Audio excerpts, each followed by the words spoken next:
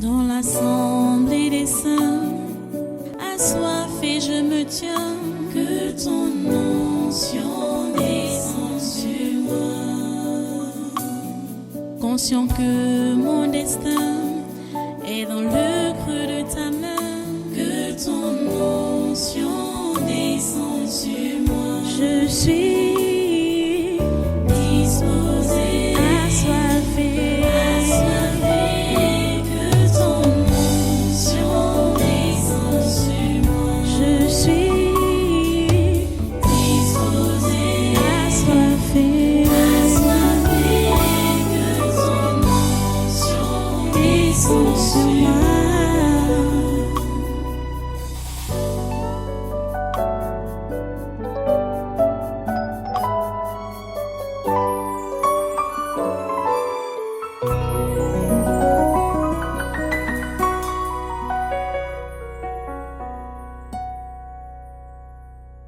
Alléluia. Reste debout et prends maintenant ta Bible. Prends ta Bible. Va avec moi aujourd'hui dans Luc au chapitre 18. Luc chapitre 18.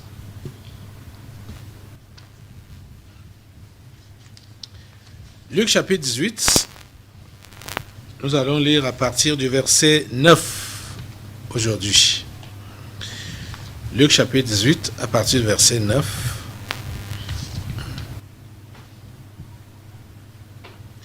Voici ce qui est écrit. Il dit encore cette parabole, c'est Jésus, en vue de certaines personnes se persuadant qu'elles étaient justes et ne faisant aucun cas des autres. Deux hommes montèrent au temple pour prier. L'un était pharisien et l'autre publicain. Le pharisien debout priait ainsi en lui-même. Ô Dieu, je te rends grâce de ce que je ne suis pas comme le reste des hommes, qui sont ravisseurs, injustes, adultères, ou même comme ce publicain. Je jeûne 2 fois la semaine. Je donne la dîme de tous mes revenus. Le publicain, se tenant à distance, n'osait même pas lever les yeux au ciel. Mais il se frappait la poitrine en disant, « Ô Dieu, sois apaisé envers moi qui suis un pécheur. » Je vous le dis, celui-ci descendit dans sa maison justifié plutôt que l'autre, car quiconque s'élève sera abaissé, et celui qui s'abaisse sera élevé. Prions le Seigneur. Dieu Trois-Fois Saint, nous bénissons ton nom ce matin pour ta parole que tu nous délivres encore. Nous te remercions parce que tu fais tout pour nous enseigner dans tes voies. Tu fais tout pour sauver nos âmes. Tu fais tout pour nous rendre utiles à la gloire de ton nom, avec tes instructions, avec tes réprimandes, avec ta façon de nous dire. Tu fais tout pour nous rendre utiles à la gloire de ton nom. Ma prière à toi ce matin est que tu permettes à ce que ta volonté parfaite dans nos vies, pour ce jour, par rapport à ce programme, soit accomplie. Ô Dieu, merci, parce que tu nous écoutes et tu nous exauces. Merci Seigneur, parce que ce que tu as planifié de toute éternité pour ce jour-ci, par rapport à ce culte, cela s'accomplit. Au nom de Jésus, nous avons prié. Amen. Amen. Prenez place. Une fois de plus, soyez les bienvenus à ce conquête du surnaturel, ce culte de ce dimanche matin, 18 septembre 2022. Nous sommes à la suite de notre enseignement du programme de jeudi passé. Nous continuons donc, nous parlons sur les principes de Christ. Le Seigneur nous a fait comprendre que quand on revêt l'homme nouveau, l'homme nouveau se renouvelle. Il ne reste pas statique, il ne reste pas sur place. Si tu as connu la nouvelle naissance et tu n'es pas renouvelé, bien évidemment, le vieil homme va prendre la surface. Et tu as besoin d'être renouvelé tout le temps. Et qu'est-ce qui renouvelle? C'est la parole. La parole de Dieu, ses commandements, c'est ça qui renouvelle. Et on voit que ça nous renouvelle comment? Ça permet à ce que nous soyons rendus à son image, que nous lui ressemblions, que nous soyons semblables à lui. Et son image en nous, c'est quoi? Son image en nous, c'est l'amour. Parce que Dieu est amour. Quand on est donc à son image, on fonctionne dans l'amour, comme lui-même. Et on a donc commencé à voir les caractéristiques de l'amour. Qu'est-ce que c'est que l'amour? Nous nous sommes arrêtés sur deux aspects particuliers de l'amour, qui sont donc, du moins ce que l'amour n'est pas. Il ne se vante pas et il ne s'enfle point d'orgueil. Pendant que nous développions cet aspect-là, on est allé dans 1 Corinthiens au chapitre 4, verset 7. C'est là que nous sommes arrêtés. Jeudi passé, en voyant donc ce que Paul a dit, Paul nous révèle par le Saint-Esprit que chacun d'entre nous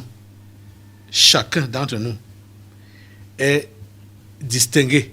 Il y a quelque chose qui nous distingue. Chacun. C'est ce verset 7. 1 Corinthiens chapitre 4. Car qui est-ce qui te distingue? Qu'as-tu que tu n'aies reçu? Et si tu l'as reçu, pourquoi te glorifies-tu comme si tu ne l'avais pas reçu?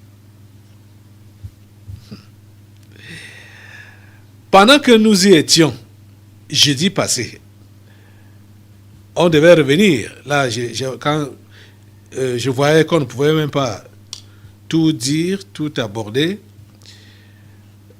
le Saint-Esprit, pendant que j'étais ici, m'a conduit dans ce passage qu'on vient de lire aujourd'hui. C'est pour cela qu'on a commencé par ça. Normalement, on devait repartir dans 1 Corinthiens 4, 7. Parce que c'est là que nous sommes arrêtés. Et pour commencer aujourd'hui, vous avez suivi l'histoire que Jésus raconte dans Luc 18, donc, versets 9 à 14. Il dit encore cette parabole en vue de certaines personnes se persuadant qu'elles étaient justes et ne faisant aucun cas des autres. Ils étaient distingués. Ils ne faisaient aucun cas des autres. Donc, ils étaient enflés d'orgueil. Enflés. C'est-à-dire remplis, gonflés d'orgueil. Ne faisaient aucun cas des autres. Je vous ai donné le devoir par rapport à ce verset 7 de 1 Corinthiens 4 là. Pendant les délivrances tout à l'heure. Nous allons revenir dessus. Je vais revenir à poser les questions, du moins. Vous aurez à nous dire, chacun ce qui le concerne, parce que j'ai donné le devoir à tous, de répondre à ces questions, de méditer profondément et de répondre à ces questions. Qu'est-ce qui te distingue? Qu'as-tu que tu n'as reçu? Et si tu l'as reçu, pourquoi faire comme si tu n'avais pas reçu? Ce qui est sûr c'est que chacun d'entre nous est spécial. Chacun est distingué. Chacun est distingué. Qu'est-ce qui te distingue? Et si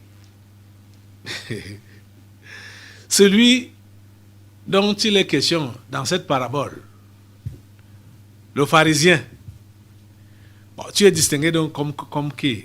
Comme un pharisien, comme un born again, comme un catholique, comme quelqu'un d'honnête, de juste, comme quelqu'un de bien, quelqu'un d'irréprochable.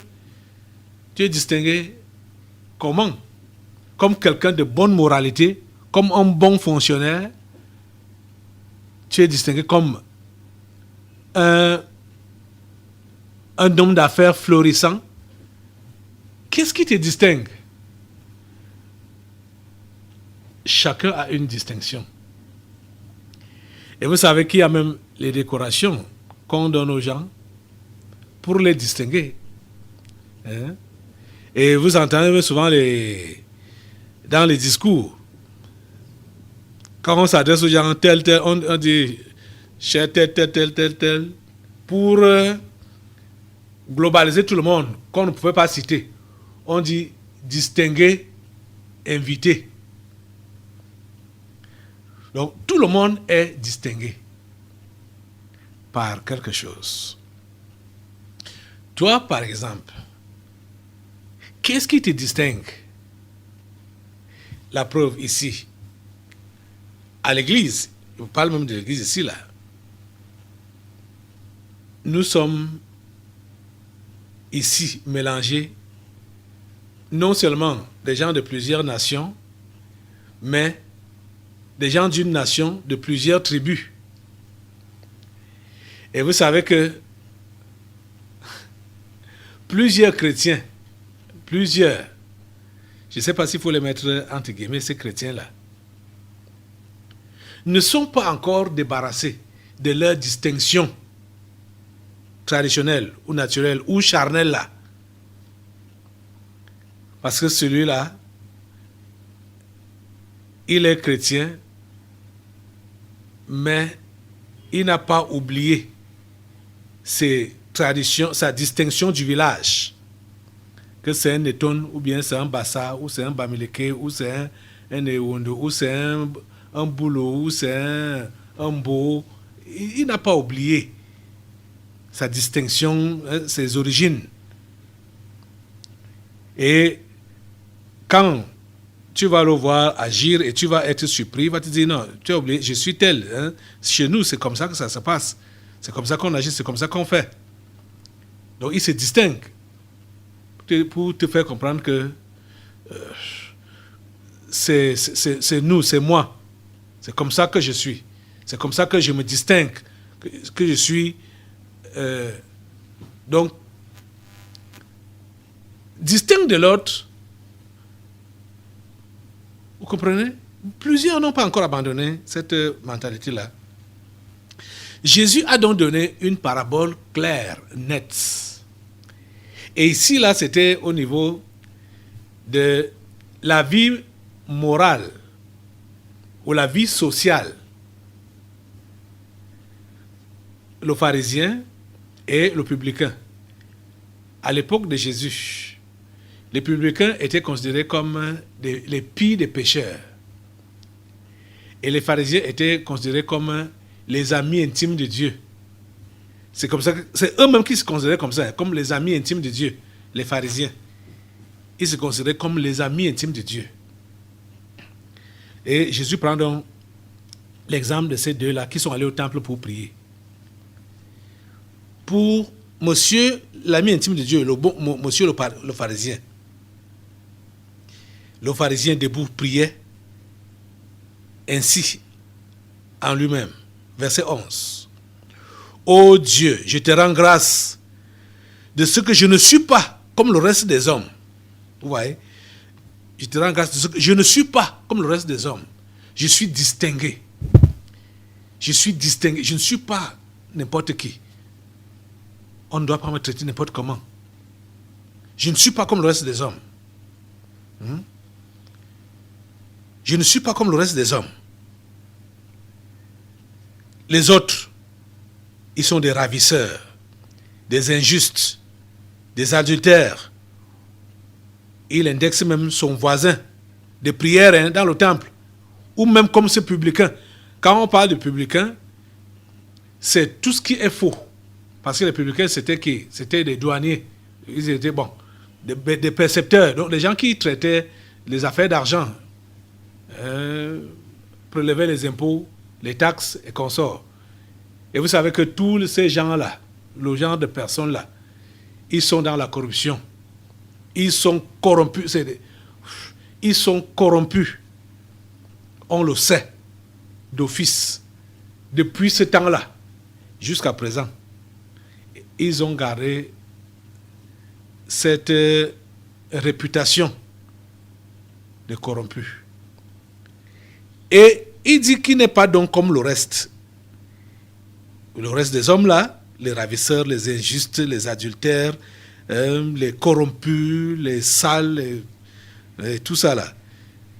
Il dit au verset 12, je jeûne 2 fois la semaine. Je jeûne 2 fois la semaine. Je donne la dîme de tous mes revenus. Je ne manque pas à le faire. Je jeûne 2 fois par semaine. Je donne la dîme de tous mes revenus. Je ne manque pas. Je suis fidèle dans mes dîmes. Je suis fidèle dans le jeûne et la prière. Au moins 2 fois par semaine. Vous voyez? Voilà donc, il commence donc, voilà comment il brandit sa distinction. Il n'est pas voleur, il n'est pas voleur, ravisseur, il n'est pas injuste, il n'est pas adultère, il n'est pas voyou, il n'est pas corrupteur ou corrompu comme le publicain. Et en ce qui concerne même les pratiques religieuses, il jeûne 2 fois la semaine et il ne manque pas à donner ses dîmes fidèlement. De tous ses revenus, il prélève 10%. Jésus fait remarquer que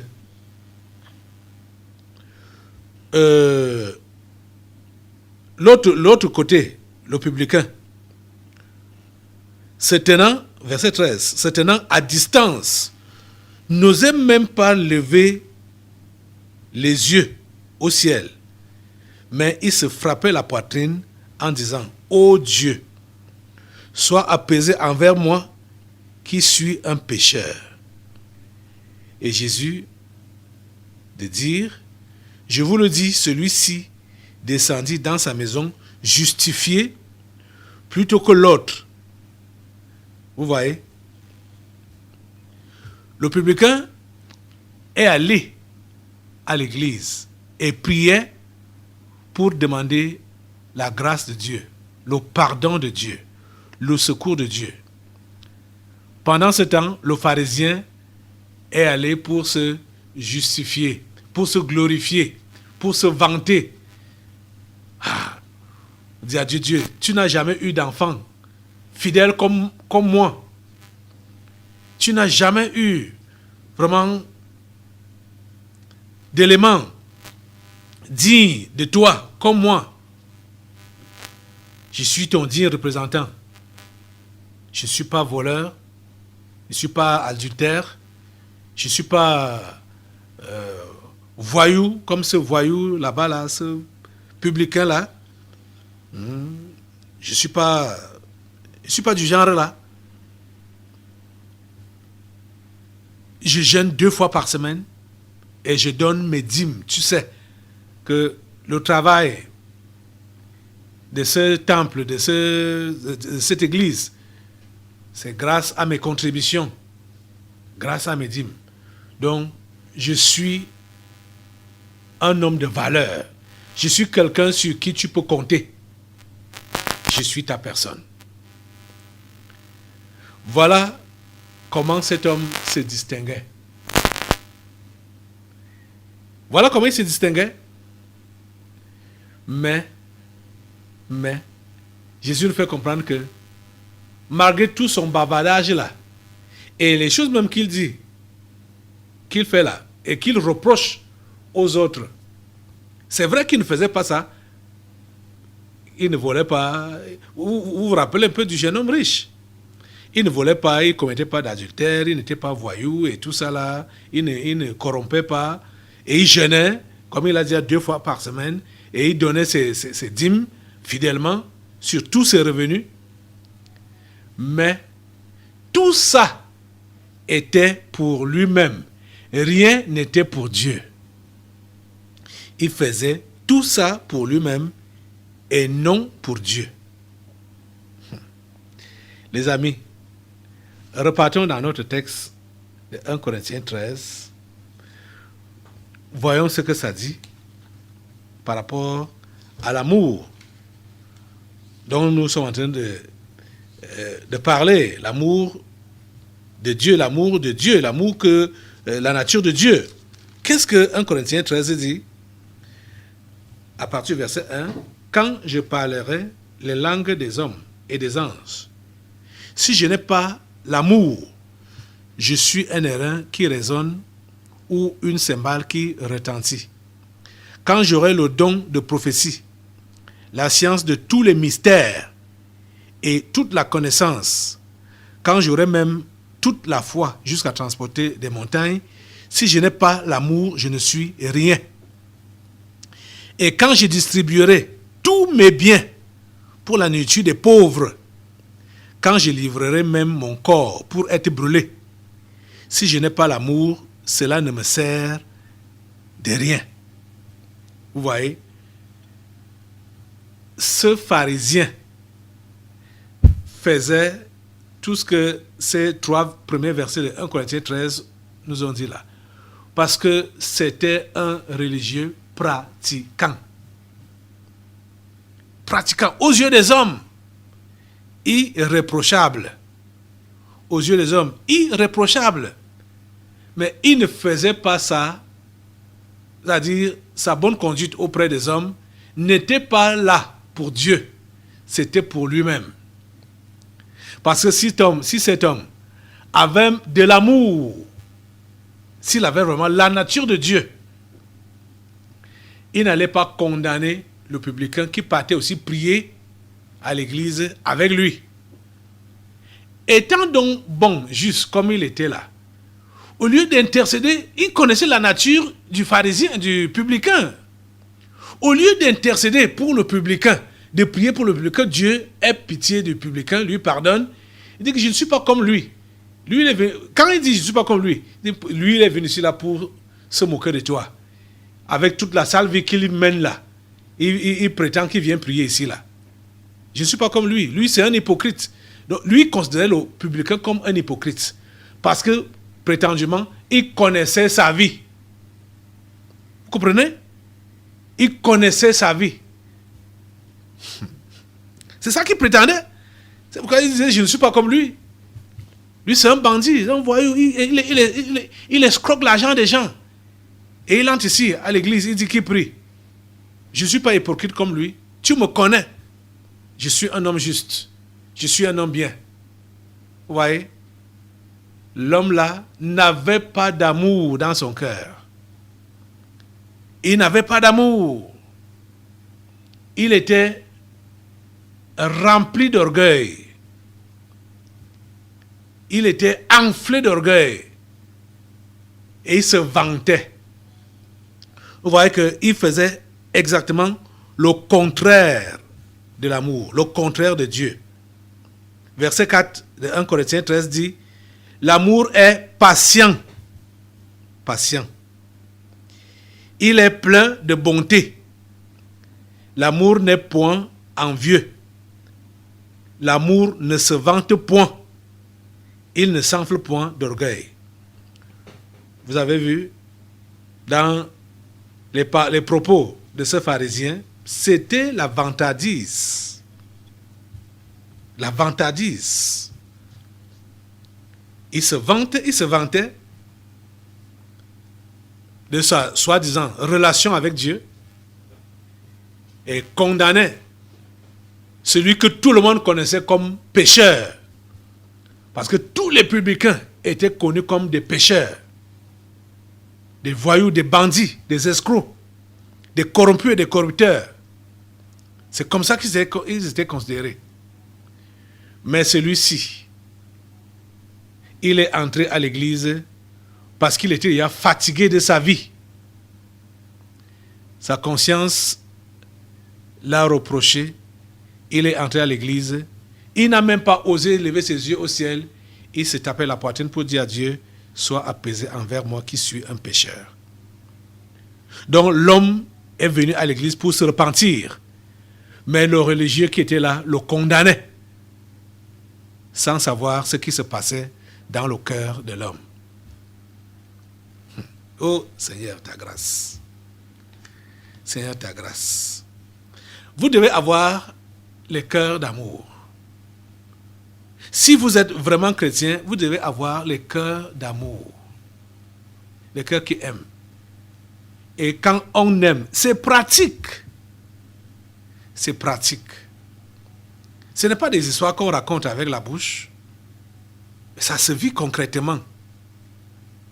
Comprenez? Ça se vit concrètement. Concrètement. Et on le voit, on voit dans ces deux aspects ce que l'amour n'est pas, la vantardise et l'orgueil. L'apôtre Paul, par le Saint-Esprit, a posé la question. Qui est-ce qui te distingue? Qui est-ce qui te distingue? Et je sais que toi aussi tu as une distinction. Comme ce pharisien avait la distinction. Le pharisien, il était distingué par la vie de jeûne. Il était distingué par la libéralité donnée. Il était distingué par sa vie juste. Je mets ça entre guillemets. Sa vie juste. Il était distingué par ça. Et c'est pour cela qu'il pouvait condamner tout le monde. Il a condamné tout le monde. Il a même condamné, il peut dire, son partenaire de prière. Parce qu'ils étaient seulement deux, là, à l'église, ce jour-là, en train de prier. Il condamne le reste des hommes, ceux-là qui ne sont même pas venus à l'église, et il condamne son partenaire de prière, avec qui il priait là. Il le condamne. Je ne suis pas comme lui.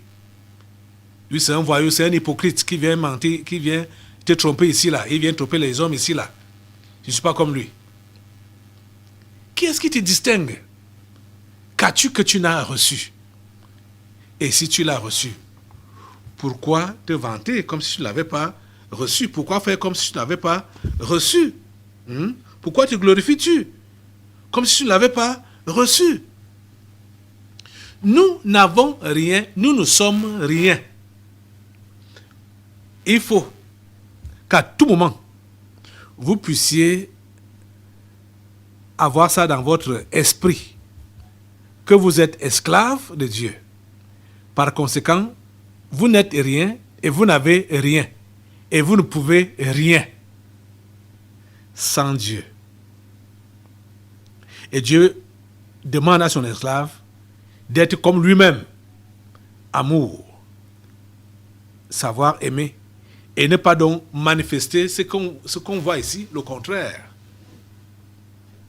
Vous comprenez? Qu'est-ce qui te distingue? Certainement, tu as des qualités à dépasser les autres. Certainement. Ce qui est là, sur cette terre, comme les doigts de la main, chacun a sa taille. Chacun a sa corpulence. Chacun a ses capacités. Chacun. Il n'y a personne qui n'a rien. Tout le monde a quelque chose qu'il peut brandir, qui le distingue des autres. Tout le monde a quelque chose qui le distingue des autres.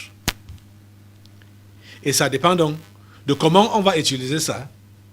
Soit ce qui nous distingue là, on va utiliser ça pour se moquer des autres, pour mépriser les autres, ou pour dominer les autres, ou alors ce que nous avons de particulier et qui n'est pas glorieux, nous allons nous morfondre. Donc développer le complexe d'infériorité. Parce que les deux complexes, que ce soit le complexe de supériorité ou le complexe d'infériorité, ces deux complexes sont des signes d'orgueil.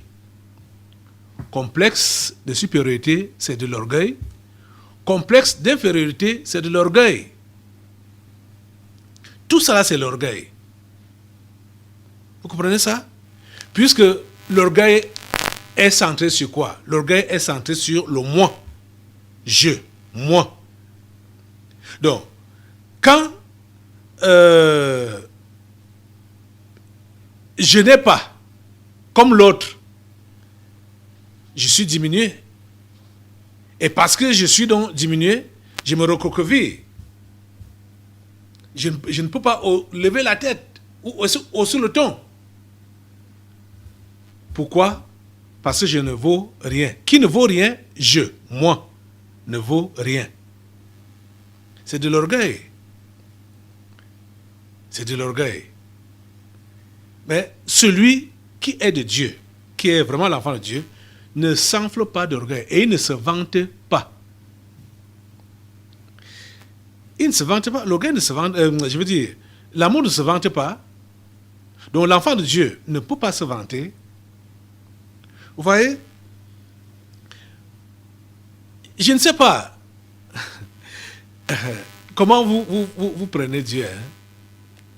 Dieu est un Dieu très bon et parfait. Et il a fait les choses comme il a fait, le monde comme il a fait, les gens comme il les a fait, pour l'harmonie. Dieu ne pouvait pas faire la même chose. Déjà même pour la multiplication. Il a créé l'homme et il a créé la femme. L'homme est l'homme, la femme est la femme. Et c'est pour l'harmonie. Et il les a créés et il leur a dit de se multiplier. On sait donc que femmes ne peuvent jamais se multiplier. Hommes ne peuvent jamais se multiplier. Donc Dieu a créé tout, comme il a créé là, pour l'harmonie. Je dis à tous les niveaux. Tous les hommes, tous les êtres humains n'ont pas même taille. Ils n'ont pas même corpulence. Ils n'ont pas même couleur de la peau. Ils n'ont pas même forme, même teint, même couleur, même face ou même bras. Comme je vous disais hier que même, je dis que même les jumeaux parfaits ne sont pas identiques. Il y a quelque chose qui les distingue, qui les diffère l'un de l'autre. C'est comme ça que Dieu a fait. Et Dieu a fait comme ça pour l'harmonie. Dieu a fait chaque chose avec distinction pour l'harmonie. Dans l'assemblée des saints, assoiffé je me tiens, que ton onction descende sur moi. Conscient que mon destin est dans le creux de ta main, que ton onction descende sur moi. Je suis